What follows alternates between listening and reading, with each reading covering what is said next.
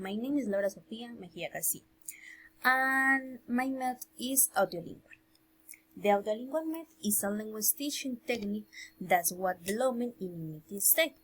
It is based on the principle of behaviors and focus on the acquisition for language skill around repetition and intensive practice of language parents. Here are some of the many characteristics of the Audiolingual method. Number 1 is repetition and memorization.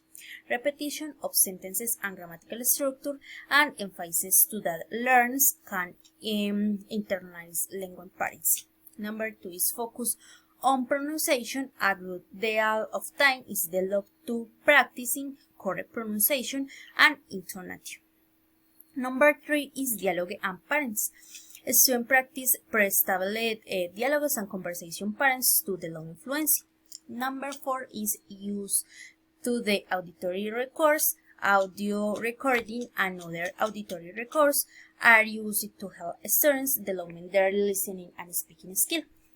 And finally, immediate correction. Errors and corrected immediately to prevent incorrect habits form. The next,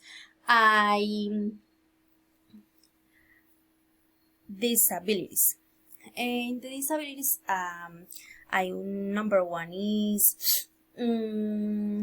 mechanical teaching, and the student repeating and memorization can become monotonous and boring for the same students. We can reduce their motivation and interest. Number 2 is lack for focusing on communication.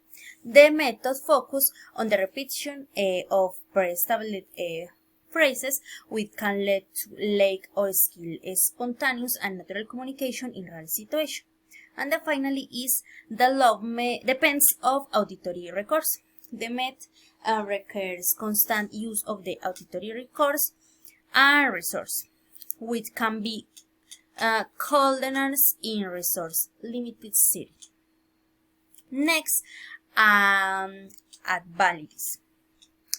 This is focus and pronunciation. The student attention to pronouns and intentional can to learn more accurate and natural pronouns.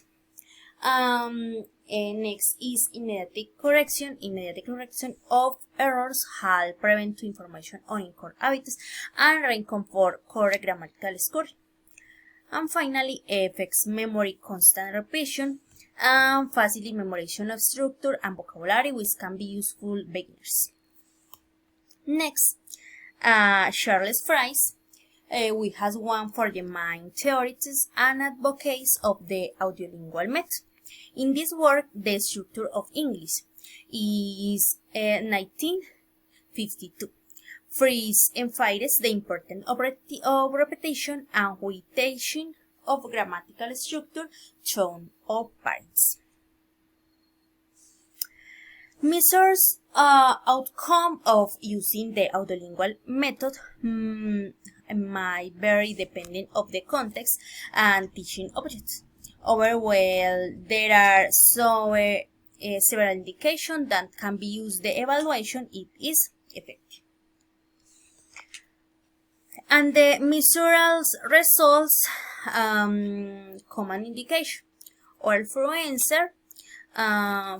in speech can be measured through oral assessment, where the student's ability to maintain a fluent conversation without prolonged pauses in observation.